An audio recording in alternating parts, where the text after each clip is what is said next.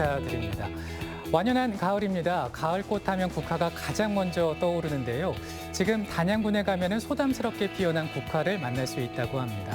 단양읍 상상의 거리, 장미터널 등 시가지와 도로변 등 총 6곳의 꽃탑 조형물 8점과 국화 꽃묘를 전시하고 있는데요. 가을을 느끼고 싶은 분들이라면 단양으로 떠나보시면 어떨까 싶네요.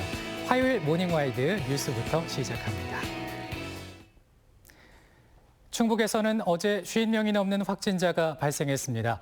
이렇게 매일 확진자 수를 세며 유행 차단에 골몰하고 있지만 이제는 언젠가 선택해야 할 위드 코로나를 대비하지 않을 수 없습니다. 고위험군에 대한 특별 관리를 통해 치명률을 낮추는 게 핵심입니다. 홍우표 기자가 취재했습니다. 지난 주말 청주에서는 2명이 코로나19 확진 이후 목숨을 잃었습니다. 60대 초반인 사망자는 예방 백신 접종을 완료했고 40대 사망자는 1차 예방 접종을 했지만 이미 감염이 있었던 것으로 추정됩니다. 표면적으로 고위험군으로 보기 힘든 이들이 사망한 이유는 기저질환 때문입니다. 대표적으로 투석을 받는 환자는 코로나19에 감염되면 고혈압, 당뇨병 등 다른 기저질환자보다 5배가량 사망률이 올라갑니다. 류마티스성 관절염 등 이른바 자가 면역 질환으로 스테로이드 같은 면역 억제제를 복용 중인 사람이나 간경화 환자도 마찬가지. 그런데 올해 초 예방 백신 접종 순위를 정할 때 이들은 1순위가 아닌 장애인 등을 포함한 2순위 접종 대상으로 밀렸습니다. 일부 기피 현상도 있었고 아직 2차 예방 접종을 못 마친 경우도 있습니다. 폐렴에 의한 합병증으로 판정이 났습니다. 그래서 가장 무서운 거는 기저질환자나 만성질환자가 합병증에 걸렸을 때는 가장 취약한 걸로. 도내 코로나19 감염에 따른 사망자는 77명, 표면적인 치명률은 1.24%로 전국 평균보다 높습니다. 그런데 백신 접종이 본격화된 지난 7월 이후 치명률은 0.17%로 뚝 떨어졌습니다. 위드 코로나를 위해서는 고령자뿐만 아니라 기저질환 고위험군에 대한 백신 접종 동료와 부스터샷 등을 통해 치명률을 안정적으로 유지하는 것이 전제 조건이 되고 있습니다. CJB 홍표입니다.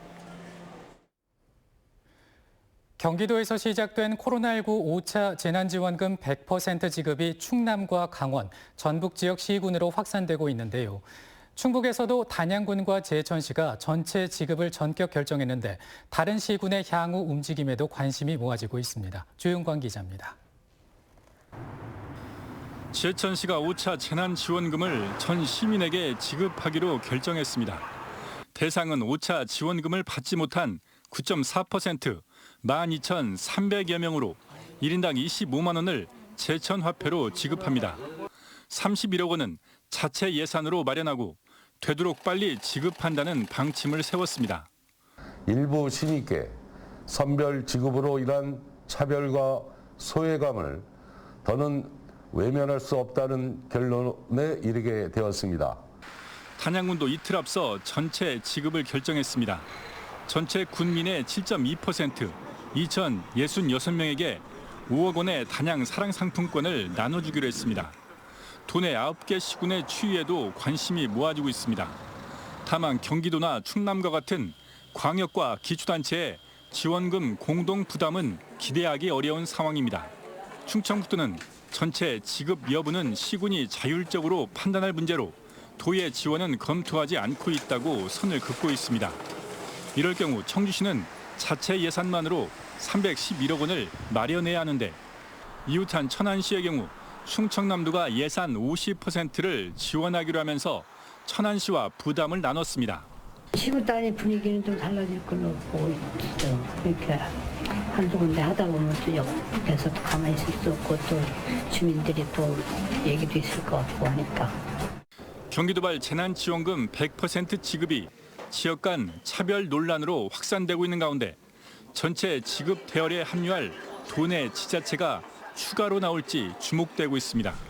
CJB 조윤광입니다. 경찰이 어제 충주시청을 전격 압수수색했습니다.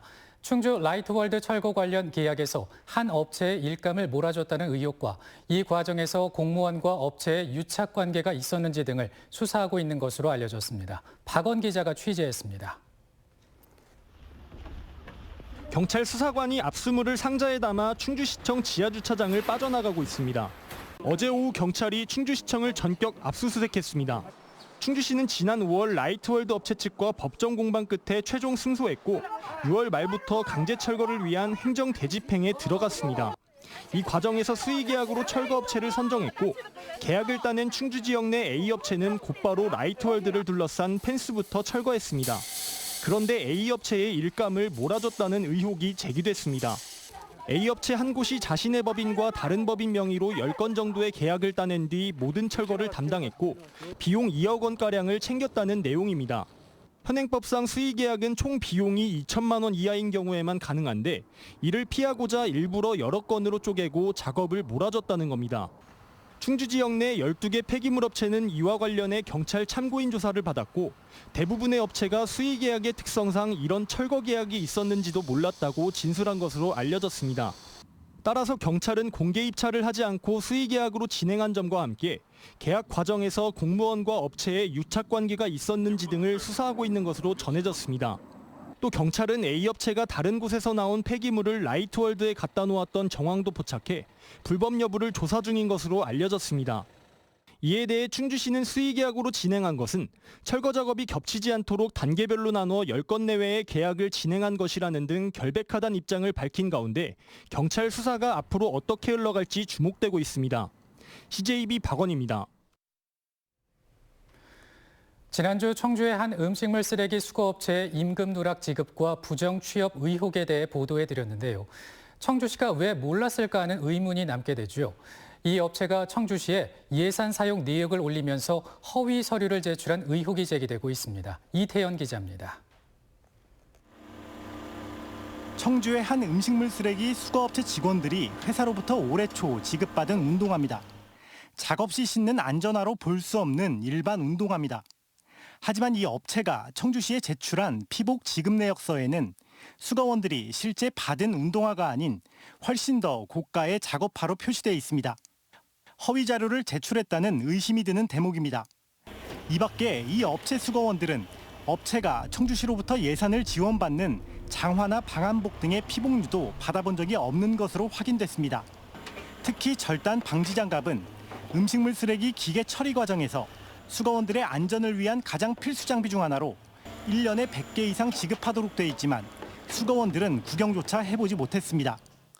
청주시가 수거원들의 피복비 명목으로 업체에 지급하는 예산은 연간 1인당 130만 원이 넘습니다.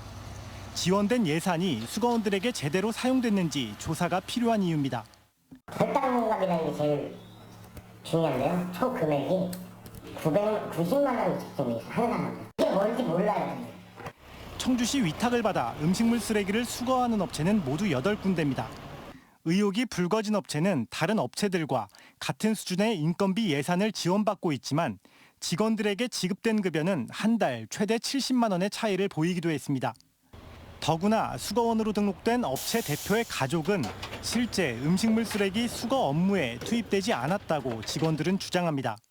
이런 가운데 노동단체도 청주시의 신속한 진상 파악을 촉구했습니다. 민간 위탁 사업의 고질적인 오랜 관행과 만행으로서 시는 그에 따른 조사와 해결을 촉구하며 청주시는 수거원들에 대한 직접 면담을 시작으로 해당 업체의 지원금 사용 내역에 대한 조사를 시작하겠다고 밝혔습니다. CJB 이태현입니다.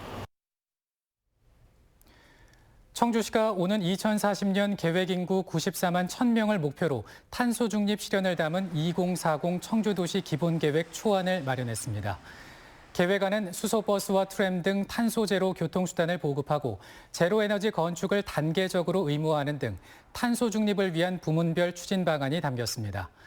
2040 청주도시 기본계획안은 내년 상반기에 확정될 예정입니다.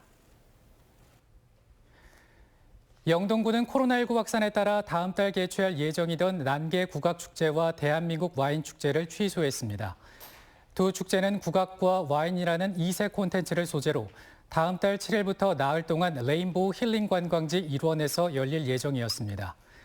영동구는 국민의 안전을 위해 불가피하게 취소했다며 내년에 더욱 알찬 축제를 준비하겠다고 밝혔습니다.